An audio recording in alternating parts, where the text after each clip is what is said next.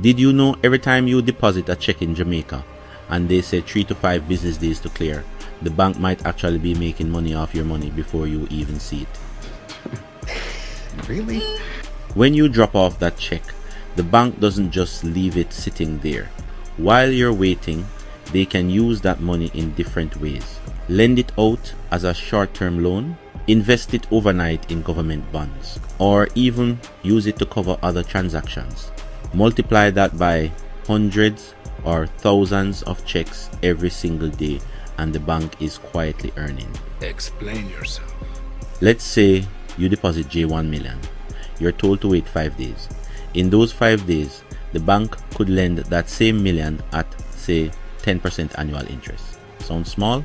Well, even in 5 days, that's a few $1,000s. But remember, they're doing this with billions across all customers. So while you're waiting, they're stacking interest.